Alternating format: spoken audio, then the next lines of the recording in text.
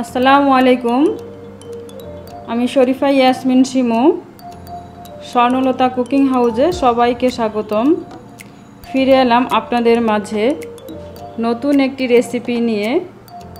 আমাদের আজকের recipe bakery স্টাইলে প্লেন কেক অথবা পাউন্ড কেক। আমাদের আজকের ভিডিওটি অনেক রিকোয়েস্টেড একটা ভিডিও, আশা করি সবার খুব উপকারে আসবে। সবাইকে অনুরোধ করব ভিডিওটি টেনে টেনে না দেখে শুরু থেকে শেষ পর্যন্ত দেখবেন, তাহলে অনেকগুলো টিপস পাবেন। তাহলে চলুন মূল রেসিপিটি শুরু করি। আমরা এখানে 100 গ্রাম বাটার নিয়েছি। 100 গ্রাম বাটারের সঙ্গে আমি 100 গ্রাম চিনি নিয়ে এখানে একটু ব্লেন্ড করে নিয়েছি। বাটারটা যখন এরকম রুম টেম্পারেচারে চলে আসবে তখন আমরা কাজ করা শুরু করব। বেকিংয়ের সমস্ত কিছু আমাদের ফ্রিজে রাখা জিনিস দিয়ে করা যাবে না, একদম নর্মাল টেম্পারেচারে এনে তারপরে কাজ করতে হবে।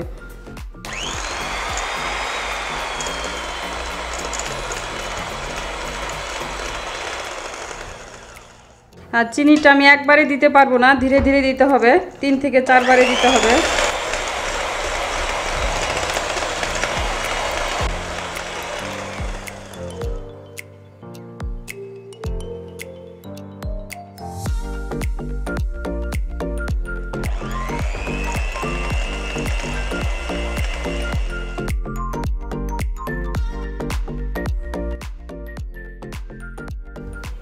চিনি আর বাটার একটু বিট করে নেওয়ার পরে এখন আমি ধীরে ধীরে ডিমটা দিয়ে দিব। ডিমটাও আমি একসঙ্গে দিতে পারবো না, অল্প করে দিব আর বিট করে নিব। এখানে আমি 100 গ্রাম বাটার, 100 গ্রাম চিনি আর 100 গ্রাম ডিম নিয়েছি।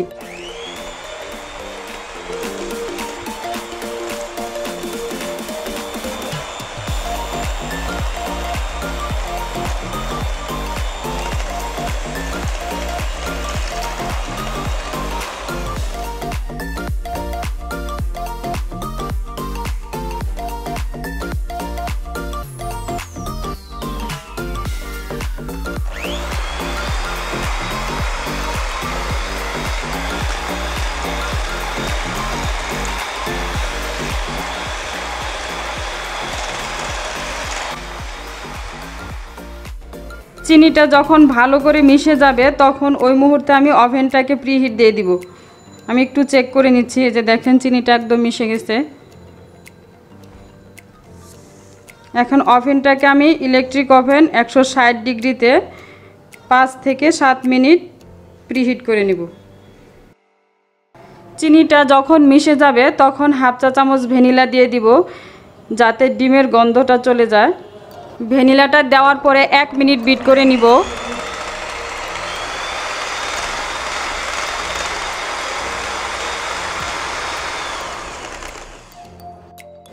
বাটার, চিনি আর ডিমটা বিট হওয়ার পরে আমি এক সাইডে এটা রেখে দিচ্ছি। এখানে 90 গ্রাম ময়দা, 10 গ্রাম কর্নফ্লাওয়ার, 2 গ্রাম বেকিং পাউডার আর 5 গ্রাম গুঁড়া দুধ নিয়ে নিচ্ছি। নিয়ে সমস্ত উপকরণ ভালো করে চেলে নিব।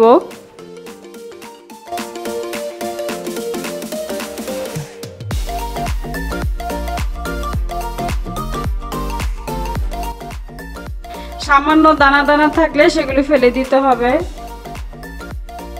এখন ডিম, বাটার আর চিনির মিশ্রণের সঙ্গে ময়দাটা আস্তে আস্তে করে মিশিয়ে নিতে হবে, একবারে দেওয়া যাবে না, অল্প অল্প করে।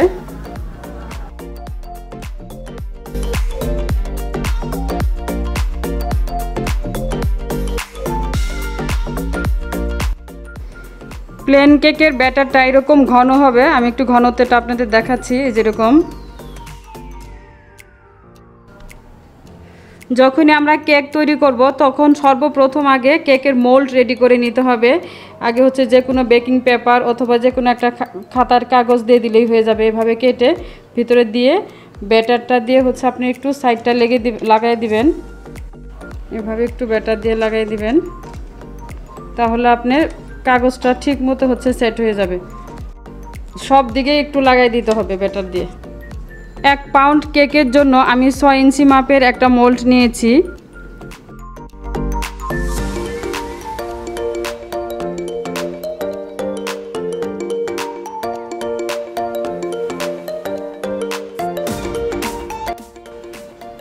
ব্যাটারটা কেক মোল্ডে ঢালার পরে এভাবে 3 থেকে 4টা টেপ করে দিতে হবে, যাতে ভিতরে কোনো বাতাস থাকলে সেটা বের হয়ে আসবে। এখন একদম বেকারি স্টাইলে যদি করতে চান, বেকারিতে দেখবেন উপরে একটু ফাটা ফাটা হয়ে থাকে, সেই জন্য ওই ফাটা ফাটাটা করতে চাইলে আমরা এখন কি করব, পানিতে একটু এভাবে হাত মানে আঙুলগুলো চুবাই নিব, নিয়ে এখানে একটু এভাবে মাঝখানে দিয়ে দিব, তাহলে দেখবেন কি উপরে একটু ফাটা ফাটা থাকবে।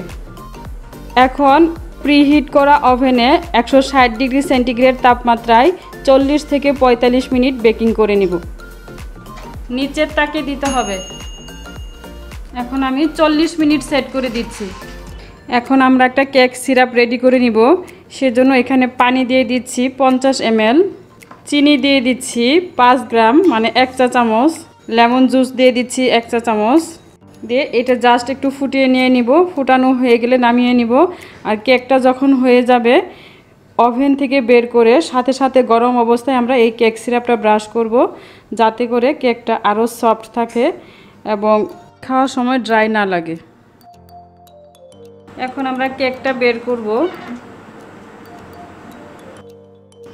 এখন আমি মাঝখানে একটু সাসলিক কাঠি কিংবা টুথপিক দিয়ে চেক করে দেখব, নাইফ দিয়েও চেক করতে পারবেন। দেখেন একদম ক্লিন চলে আসছে। আর এটার মধ্যে যদি কোনো ব্যাটার লেগে আসতো তাহলে মনে করতাম কি যে কেকটা আরেকটু হইতো। এই কেকটা হতে আমার ওভেনে 160 ডিগ্রি সেন্টিগ্রেড তাপমাত্রায় 45 মিনিট লেগেছে। এখন আমি সাথে সাথে গরম অবস্থায় কেক সিরাপ ব্রাশ করে দিব। অবশ্যই কেক সিরাপ ব্রাশ করে দিবেন, তা না হলে কিন্তু খাওয়ার সময় একটু শুকনা শুকনা মনে হবে। কেক সিরাপ ব্রাশ করলে একদম সফট থাকে। এখন আমি এটাকে গরম অবস্থায় ঢেকে রাখবো 10 মিনিট, সফট থাকার জন্য ঢেকে রাখবো। গরম অবস্থায় কেকটাকে সুতি কাপড় অথবা টিস্যু দিয়ে ঢেকে রেখে দিবেন ঠান্ডা হওয়া পর্যন্ত, তাহলে ভিতর পর্যন্ত একদম সফট থাকবে, ময়েস্ট থাকবে। কেকটা ঠান্ডা হওয়ার পর এখন আমরা আপসাইড ডাউন করে নিব, মানে হাতে যাতে সয় মোলটা সেরকম ঠান্ডা হলে আমরা আপসাইড ডাউন করে ফেলবো। দেখতেই পাচ্ছেন কেকটা কত সুন্দর নাইস একটা কালার চলে আসছে, একদম বেকারির মতো।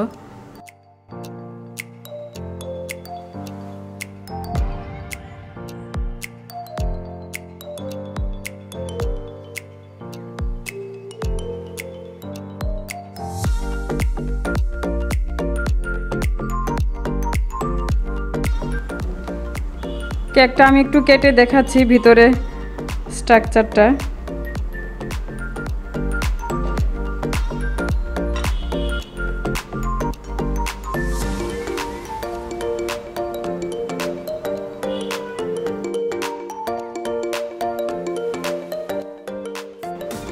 আমি একটু কেকটা দেখাচ্ছি, দেখেন কতটা সফট। আশা করি ভিডিওটি সবার কাছে ভালো লাগবে। ভালো লেগে থাকলে অবশ্যই ভিডিওটিতে লাইক ও শেয়ার দিবেন। আর এখনও যারা আমার চ্যানেলটি সাবস্ক্রাইব করেননি, প্লিজ আমার চ্যানেলটি সাবস্ক্রাইব করে এরকম নতুন নতুন রেসিপি পেতে আমাদের চ্যানেলের সঙ্গেই থাকবেন। সবাইকে অসংখ্য ধন্যবাদ। সবাই ভালো থাকবেন, সুস্থ থাকবেন। আজকের মতো এখানে বিদায় নিচ্ছি। আল্লাহ হাফেজ।